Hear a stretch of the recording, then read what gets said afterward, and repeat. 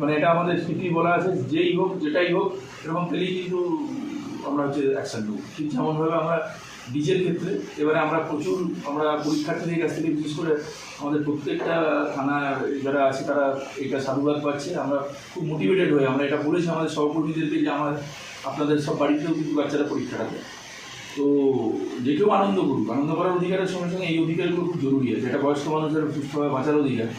DJ নামক অপসংস্কৃতি মানে শব্দ নিয়ে কম্পিটিশান, এটা আমরা হতে দেবো। এটাতে আমরা নাগরিকদের খুব সাপোর্ট পাচ্ছি, আমরা আস্তে আস্তে এটা দেখব। আমরা দাবি সবাই কাঁথি থানা কিন্তু এটা বড় সাফল্য লাভ করেছে, সেটা বলা যেতে পারে। কারণ আপনাদের সকলের এতে শুভেচ্ছা হয়েছে এবং আমি এটা মানে আশা রাখবো যে এটা সমস্ত জাতি ধর্ম নির্বিশেষে মানুষ, সমস্ত রাজনৈতিক দল নির্বিশেষে এটা নিয়ে কেউ রাজনীতি অন্তত করবেন না। আমাদের অবস্থানটা খুব পরিষ্কার আছে। যে কোনো রাজনৈতিক দলের প্রোগ্রাম হোক, যে কোনো আমাদের প্রোগ্রামে আমরা সবার আগে যে মাইকটাকে রেগুলেট করার চেষ্টা করি, সবার আগে আমরা এটা করি যে কোনোভাবে আমাদের কোনো যদি অনুষ্ঠান থাকে সেটা যাই হোক, সেটা নিয়ে যেন শব্দের ইস্যু না হয়, যদি এটা আমরা সবসময় এনশিওর করার চেষ্টা করি। তো এটা সবারই এইটুকু বোধ থাকা উচিত যে আমার যেমন ইম্পর্টেন্ট আছে আমার আনন্দ করাটা বা অন্য যে কোনো বার্তা দেওয়াটা, পরীক্ষার্থীদের বিষয়টা সবচেয়ে ইম্পর্টেন্ট আছে, অসুস্থ মানুষের অধিকারটা ইম্পর্টেন্ট আছে। এই রায়পুর গ্রাম পঞ্চায়েত এলাকা এখানে কয়েকটা আবাস বাড়ি আমাদের কাছে খবর আসা মাত্র, যেটা আমাদের এটা এসওপি আছে, আমাদের কাছে আসা মাত্র সেটা একদম এসডিপিও কন্ট্যাক্ট লেভেলে টিম ফর্ম করে প্রত্যেকটা বাড়িতে আমরা পাঠিয়েছি, যে সঙ্গে এসওপি মেনটেন করে কথাবার্তা হয়েছে, সেটা পুরো ভিডিওগ্রাফি আছে। তারা আমরা এইরকমভাবে বলতে পারি তারা কোনো কমপ্লেনের দিকে যেতে রাজি নেই, কারণ তাদের কাউকে ফাইনালি ইকোনমিক্যালি তারা এক্সপ্লয়েটেড হননি।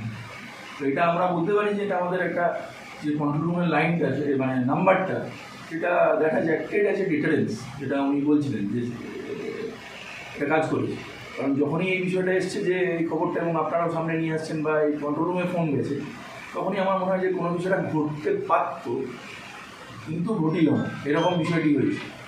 তো এইটা আমরা আরও দার্শনিক ভাষায় বলবো, কোনো কিছুর অজুহাতে যদি কেউ যারা বেনিফিশিয়ারি তারা এমনি খুব অর্থনৈতিকভাবে দুর্বল, এটাই ধরে নেওয়া আমরা প্রিজিউম করবো, যদি না সেখানে তাদের সিলেকশানে কোথাও কোনো গণ্ডগোল হয়ে থাকে। তো সেই সব মানুষগুলোর পাশে যে আমাদের তাদের যে সহায়তাটা, সেটার মধ্যে থেকে যদি কেউ কোনোভাবে ভাগ বসানোর চেষ্টা করে, সেটাতে আমরা অবশ্যই খুব কঠোর অবস্থান নিই, এটা একদম অবভিয়াস আছে।